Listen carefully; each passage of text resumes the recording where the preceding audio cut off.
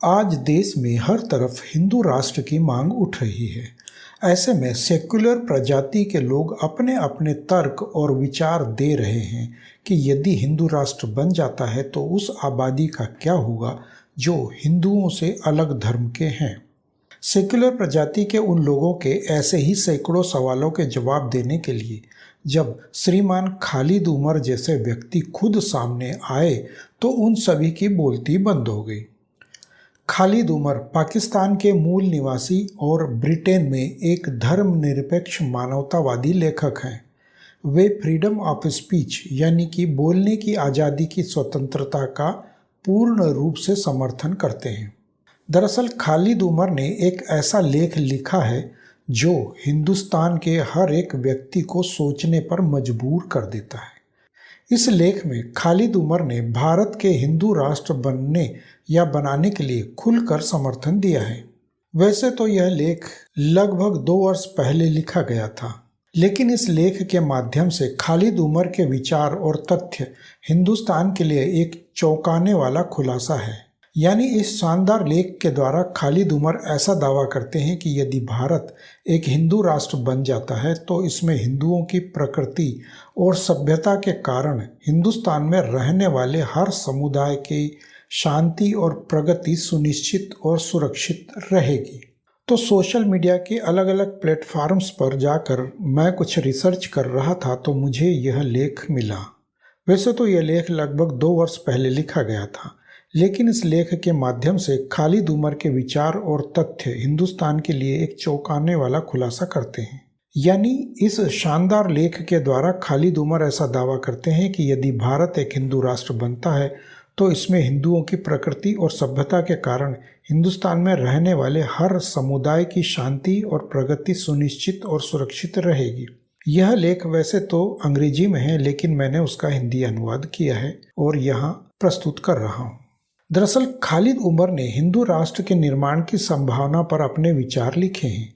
वे लिखते हैं कि यदि भारत कभी हिंदू राष्ट्र बन जाता है तो उसके भविष्य को लेकर उदारवादी लोग अक्सर भारत में अल्पसंख्यकों के दमन और नरसंहार के बारे में डरावनी कहानियां ही सुनाते रहते हैं, लेकिन वे लोग वास्तव में ऐसा कुछ नहीं बताते कि अल्पसंख्यकों को उसमें कुछ भी समस्या नहीं आने वाली है।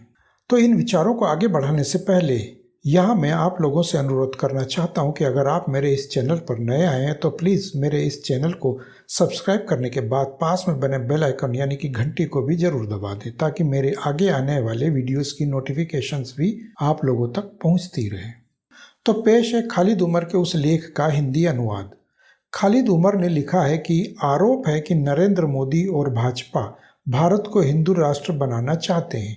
अगर ऐसा है तो मेरा सवाल है कि भारत के हिंदू राष्ट्र होने में क्या गलत होगा।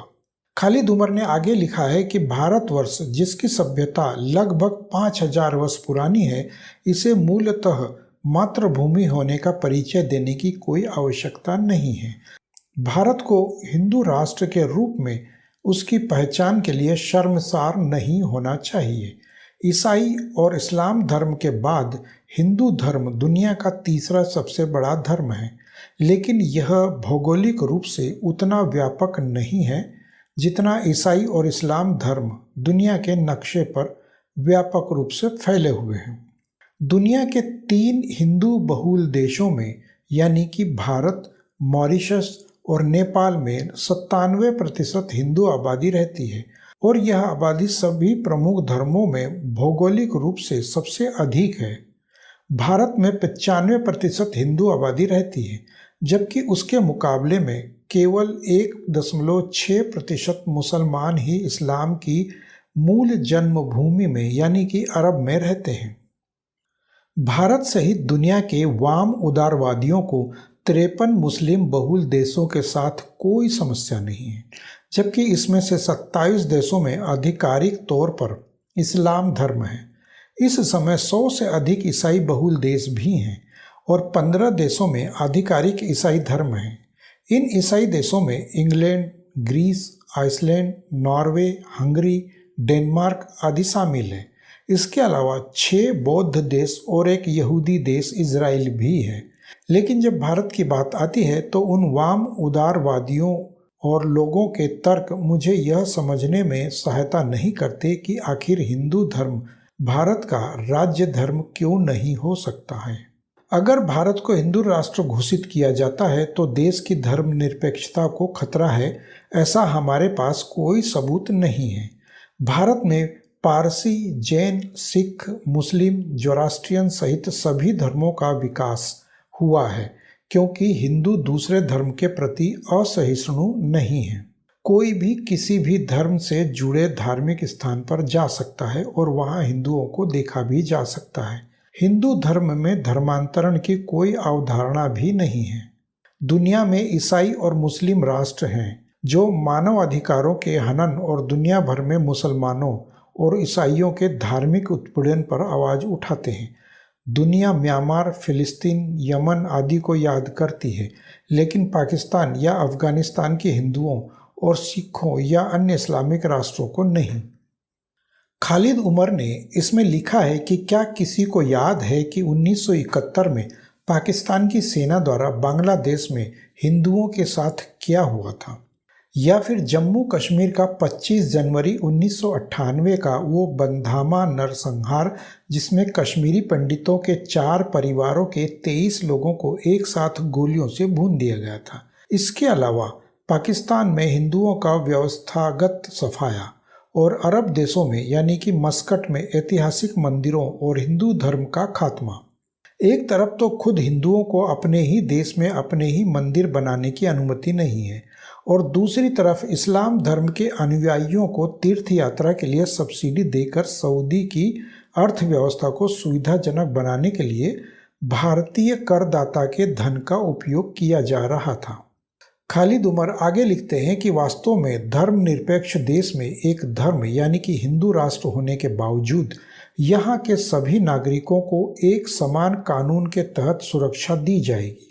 भारत में हालांकि वर्तमान में विभिन्न धर्मों के लोग अपने अलग अलग और व्यक्तिगत कानूनों का पालन करते आ रहे हैं, जो कि दुनिया में कहीं और देखने को नहीं मिलता। हैरानी की बात तो यह है कि सरकारी नियंत्रण केवल मंदिरों पर ही है। हज के लिए तो सब्सिडी दी जाती थी, लेकिन अमरनाथ यात्रा या फिर कुंभ मेले के लिए कुछ भी नहीं दिया जाता था। वास्तव में तो एक धर्मनिरपेक्ष देश कभी भी किसी भी तीर्थ यात्रा पर सब्सिडी नहीं देगा। भारत के मूल निवासी हिंदुओं ने अल्पसंख्यकों का हमेशा ही स्वागत किया और उन्हें सुरक्षा दी है। खालिद उमर आगे लिखते हैं कि चलो सहिष्णुता और असहिष्णुता के अपने इतिहास पर एक नज़र डालें। भारत के हिंदू समुदाय ने पारसियों का स्वागत किया जब उन्हें दुनिया भर में सताया गया। वे 1000 वर्षों से यहाँ आज भी फल फूल रहे हैं। यहूदी जनजातियों ने लगभग 2000 साल पहले भारत में शरण ली थी और 1800 साल पहले सीरियाई ईसाइयों के लिए भी यही कहा जाता था। जैन और बौद्ध भी हिंदू धर्म से ही उत्पन्न बताए जा रहे हैं, जो 2500 वर्षों से बिना किसी भेदभाव के रह रहे हैं, और सिख भी करीब 400 वर्षों से मौजूद हैं। हिंदुओं के विषय में खालिद उमर ने स्पष्ट तौर पर लिखा है कि यह समय हिंदू होने पर गर्व महसूस करने के लिए तथ्यों को देखने का समय है, शर्मिंदा होने का नहीं। भारत आज भी धर्मनिरपेक्ष है। वर्ष 1976 के संविधान संशोधन और वकीलों और कानून निर्माताओं के षड्यंत्रों के कारण नहीं, बल्कि इसलिए कि भारत के अधिकांश लोग सहिष्णु हिंदू हैं। यह इस धर्म का स्वभाव है जो धर्मनिरपेक्षता को सुनिश्चित करता है, न कि कागज का एक टुकड़ा जो सहिष्णु सभ्यता के हजारों वर्षों के बाद खाते में आया है। खालिद उमर ने स्पष्ट तौर पर लिखा है कि समय आ गया है कि भारत को खुले तौर पर खुद को हिंदू राष्ट्र घोषित कर देना चाहिए, जिसमें हिंदू, सिख और जैन प्रमुख हैं, और उपरोक्त सभी लोगों के हितों की रक्षा के लिए भी हस्तक्षेप करना चाहिए, क्योंकि कोई अन्य देश ऐसा नहीं कर रहा है। भारत यदि हिंदू राष्ट्र की घोषणा करता है तो इससे जबरन धर्म परिवर्तन और अल्पसंख्यक तुष्टीकरण के खिलाफ बहुमत की रक्षा का नया द्वार खुलेगा। खालिद उमर सीधे सीधे लिखते हैं कि भारत तब तक प्रगतिशील देश रहेगा जब तक वह एक धर्मनिरपेक्ष देश बना रहेगा। और यह धर्मनिरपेक्ष भी तभी तक बना रहेगा जब तक कि हिंदू आबादी का प्रतिशत अधिक रहेगा। यानी धर्मनिरपेक्षता और हिंदू धर्म एक सिक्के के दो पहलू हैं। ऐसे में हिंदू तभी तक जीवित हैं जब तक जीतते रहेंगे। यानी खालिद उमर की माने तो हिंदू आबादी तभी तक सुरक्षित है जब तक कि उनका अपना खुद का जनसंख्या प्रतिशत अधिक रहेगा, अन्यथा मुस्लिम आबादी आप लोगों पर कभी भी हावी हो जाएगी। खालिद उमर ने अपने इस लेख में सीधे सीधे लिखा है कि यदि भारत एक हिंदू राष्ट्र बन जाता है तो यह सबसे अच्छी बात होगी। इससे हिंदुओं सहित अन्य सभी धर्मों के लिए बिना किसी लाभ हानि के एक साथ एक समान नागरिक संहिता बन जाएगी, क्योंकि किसी भी देश में रूल ऑफ लॉ यानी कि नियम कानून हमेशा से ही उसकी प्रगति का एक मूल कारण रहा है। जर्मनी, जापान, अमेरिका सभी कानून के शासन पर आधारित हैं।